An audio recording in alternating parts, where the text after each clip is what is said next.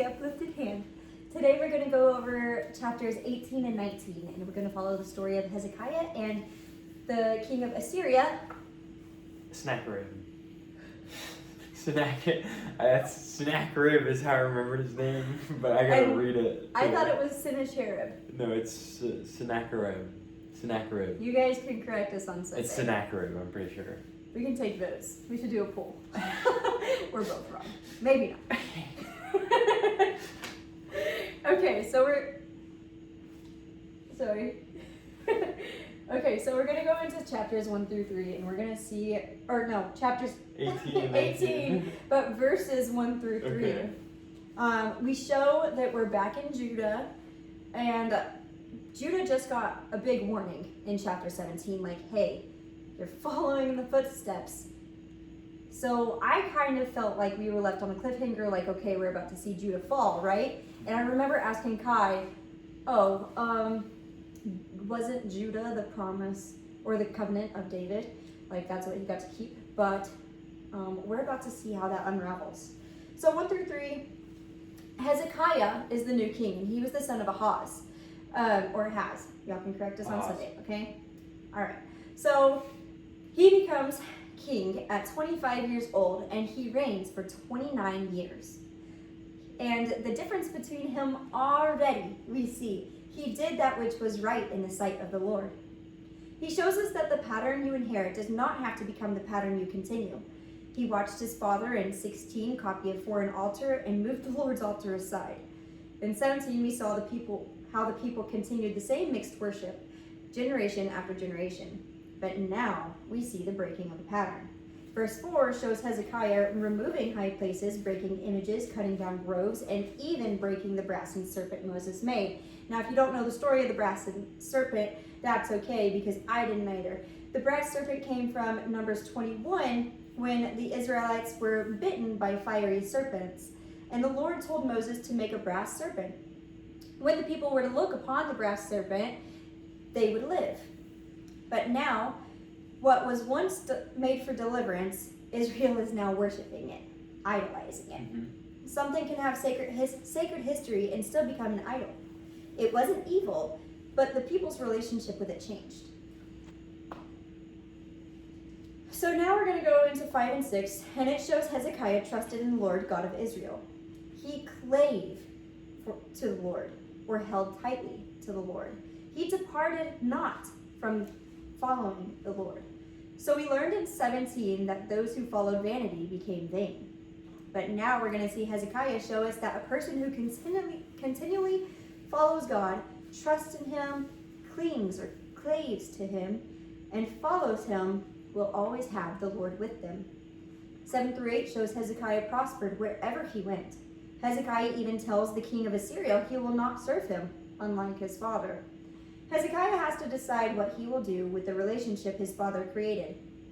And in real life, we can inherit debt, we can inherit fear, bad habits, way of coping, thinking, and we may not have started them, but we decide if we'll continue to serve those things.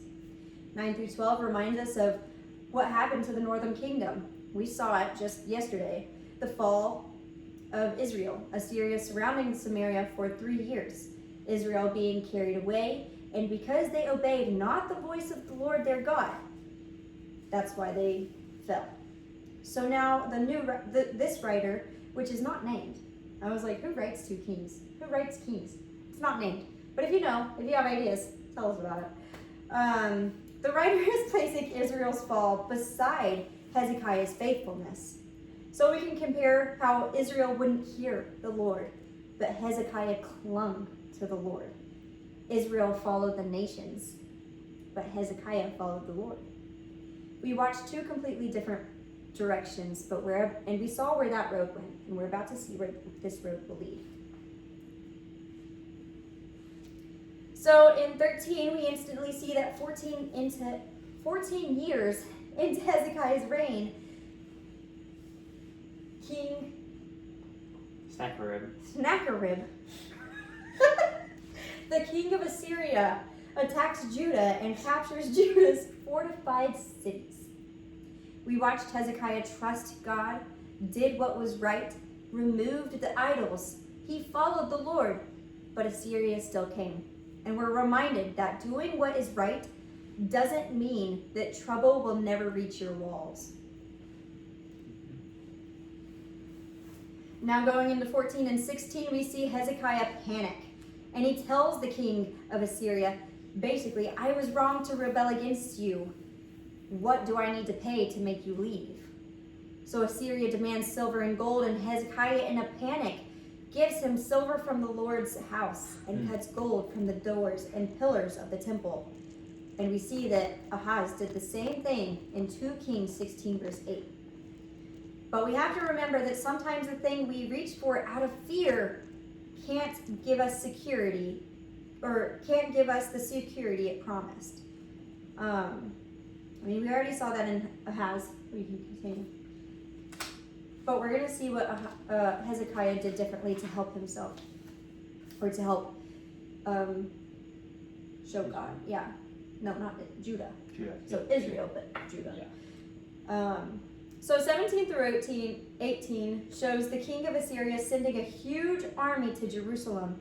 And so I'm going to get this name bad, but we have a change of speaker, and he's called the Rabshakeh. That's right. And he becomes the main speaker now. And he's a high-ranking Assyrian official. So that's not his name, that's his title. Hezekiah's officials come to meet with the Rabshakeh. That's just what we're going to call it. And now the story isn't a war of physical altercations. This is the part that I actually liked more. It's a war of words. And I understand that a lot more than blood, gory blood. Okay, so Assyria is attacking Hezekiah's trust. 19 through 21, we see the Rabshakeh asks, what confidence is this wherein thou trustest? And he assumes that Hezekiah is trusting Egypt and calls Egypt a bruised reed, meaning if you lean on it, it will break and pierce your hand. And he's not completely wrong about Egypt, because they have shown to be unreliable. And we saw that in the past chapters too. But he doesn't understand that Hezekiah's real trust is supposed to be in the Lord. So a lie can contain enough truth to make you question what is actually true. And that's what we're seeing from the Rabshakeh. In 22, we see the Rabshakeh twists Hezekiah's obedience by bringing up the high places Hezekiah removed. But in reality, we know that Hezekiah removed the corrupted worship because God asked him to. So he's twisting and playing the words to see who really trusts what. And right now we have to remember that he is not talking directly to Hezekiah. He is talking to his people, his officers. 23 through 25, Judah's weakness is being mocked by Assyria. And they're saying, I'll give you 2,000 horses if you can even find enough riders for them. They're being mocked. Then Assyria said, which is the king of Assyria, Sennacherib, said, the Lord said to me, like this is what Assyria is saying, the Lord said to me, go up against this land and destroy it, claiming God is on their side. And that's what they believe. And 26 and 27, Hezekiah's officials are saying, please talk to us privately. Stop frightening the people. The Rabshakeh refuses. His goal is to put fright on the people. 28 through 32, the Rabshakeh says loudly, let not Hezekiah deceive you. Neither let Hezekiah make you trust in the Lord. And we can continue. Then he offers them peace. So the Rabshakeh. The Rabshakeh. Goodness. That's all I'm here for. Oh. It's to make sure she pronounces words right, and I'm probably failing. Okay, y'all can laugh at us later. Then he offers them peace. He offers them food, vineyards, wells, grain, and wine. But he leaves out the word captivity. Sometimes bondage is marketed as relief. Stop resisting. Come out. Eat. Drink. Be comfortable. Just surrender. 33 through 35 asks, the Rabashaka asks, who are they among all the gods of the countries that have delivered their country out of mine hand, that the Lord should deliver Jerusalem out of mine hand? And that right there was a serious mistake. They assume the Lord is another territorial God. And 36 through 37 says, but the people held their peace. So all of Jerusalem, they didn't say anything back. And they answered him not a word, because Hezekiah commanded them, answer him not. And after a whole speech designed to provoke fear, comes silence. Not debate, no defending, no screaming, and then we have to realize, not every voice attacking our faith deserves a response. Sometimes obedience looks like refusing to enter the argument, and Hezekiah's officials tear their clothes and go to Hezekiah. That's the end of chapter 18. These are the questions we have. Yeah. When pressure reveals where you have placed your trust, what does it find? What has ever been made to look like peace or comfort in your life while quietly asking you to surrender something important? Think about it, because we'll be talking about it. Okay, so now we're going into 2 Kings 19, and this one was a lot for me. I couldn't get done with it fast enough in my own head. Whereas I'm like, Kai, how do you finish this so fast? You just read it and you get it? But I have to do like 3 totally different kinds of studies to actually understand what I'm reading. So we're going to start off. Hezekiah hears of all that just happened. Remember that he was not being spoken to.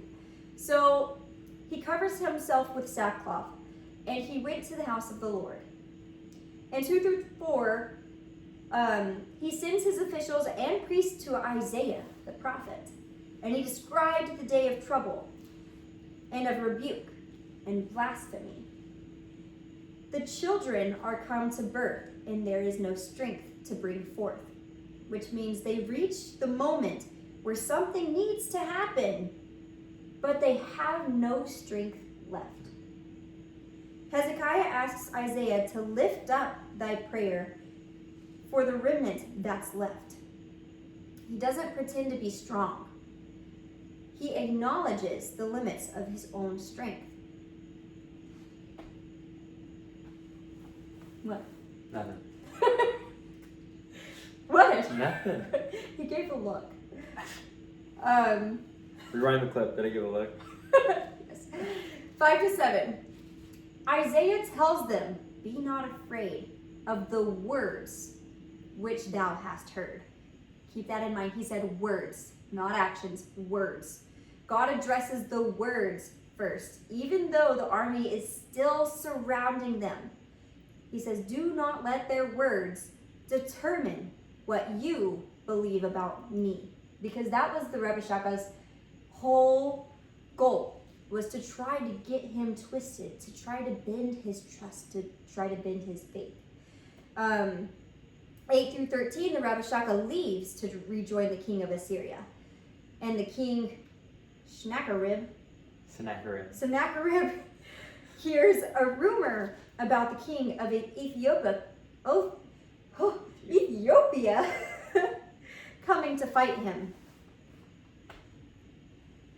But Sennacherib ignores this message, and he puts it on hold to send a message to Hezekiah, saying, let not thy God, whom thou trusted, deceive thee. Then he lists all the nations Assyria destroyed by way to say, how would you be different? 14 says, Hezekiah received the letter, went up into the house of the Lord, and spread it before the Lord. Hezekiah doesn't pretend the letter doesn't exist. He reads it. He knows Assyria's strength. He knows the cities that fell. He knows the army is real. His faith isn't him saying Assyria isn't powerful. His faith is, God, this is what I'm facing right now. We see in 15 through 19 that Hezekiah begins by saying, Thou art the God, even thou alone. Thou hast made heaven and earth. He starts off his prayer by reminding himself first who he is talking to. And then he tells God that he has been mocked. And of truth, Lord, the king of Assyria have destroyed the nations. He doesn't deny reality. So then he asks God to save them, saying that all the kingdoms of the earth may know that thou art the Lord God, even thou only. So earlier we saw that Hezekiah tried to pay Assyria to leave, but now he's asking, save me from the problem.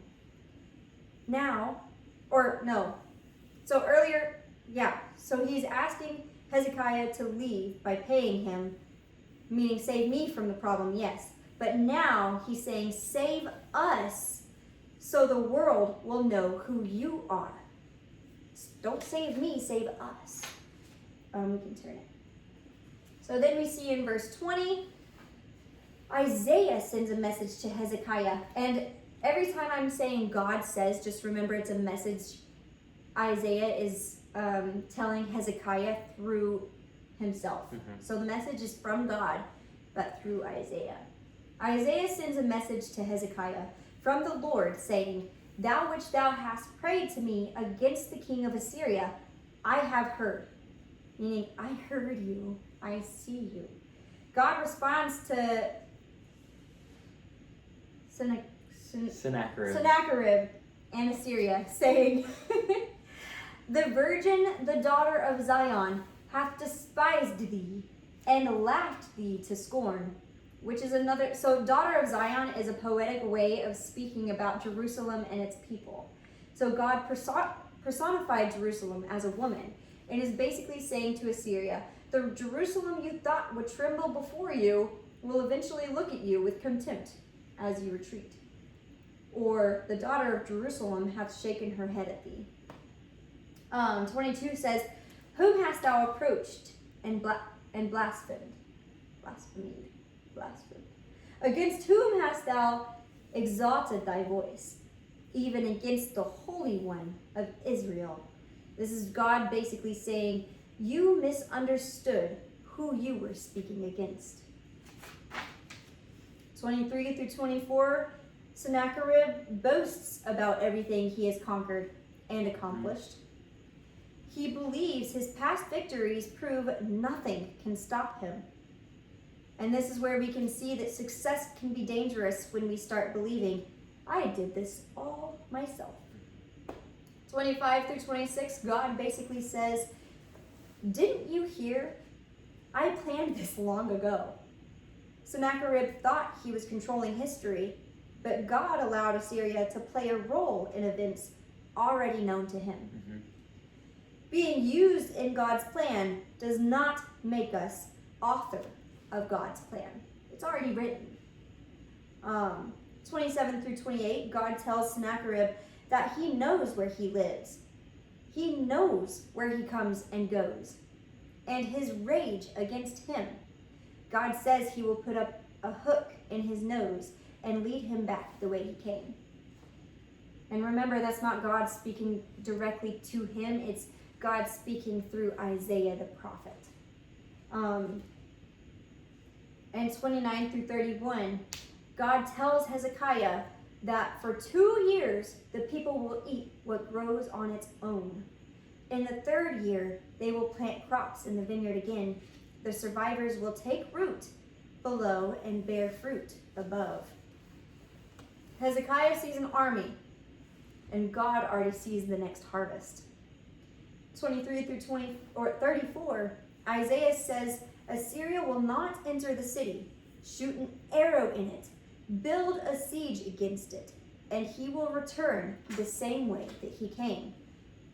God will defend Jerusalem for his own honor and because of his promise to David.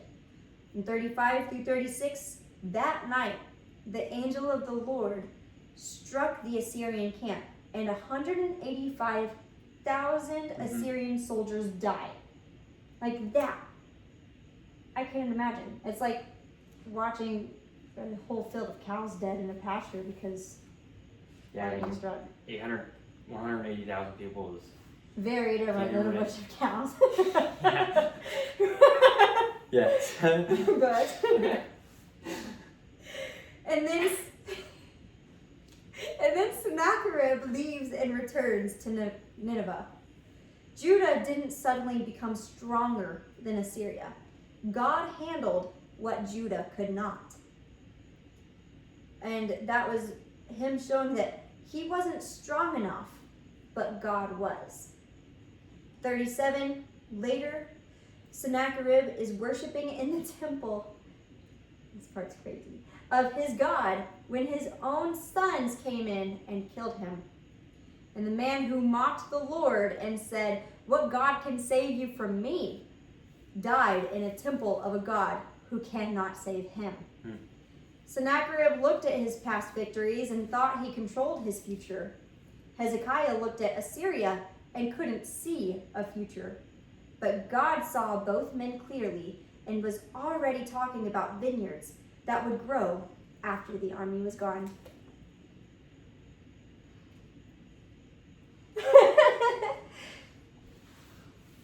What would it look like for you to spread the actual thing you are afraid of before the Lord? Where might God be growing roots in your life before you can see the fruit? Thank you for watching. Oh wait, I have some thoughts. Okay. First off, I think Lex hit like Sennacherib's pride and everything, chapter 19, like perfectly. So I'm not even gonna touch that. We're at 22 minutes, so I'll try to keep it short. But if you watched our last video, at the end of it, I was talking about the pendulum, and Lex said she didn't agree with it, but that's fine. I didn't say I didn't agree. But if you like, Ahaz was like one of the worst kings of Judah.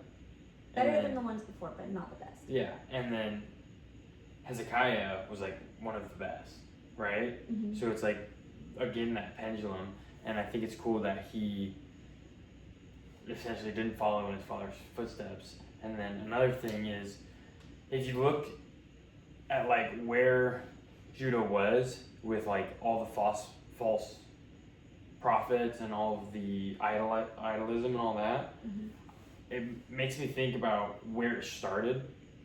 Yeah. And like how the kings before him were like, they were religious, right? They followed the true Lord, but they began letting these theologies, I guess, ideas and like come in to like please the people, right? And it kind of like made me think about my life where it's like we have such a tolerance for things that aren't okay. Like, I mean, music, like language, people's language. I know like one thing and it really struck me when you said that we have to defend our beliefs and like what's true to the Lord. It's like, how many people do I hear a day use the Lord's name in vain? Yeah. Like, so we should stand up for our faith. Yeah, those are my thoughts. But And we could all be better, but we're not perfect. thanks for watching.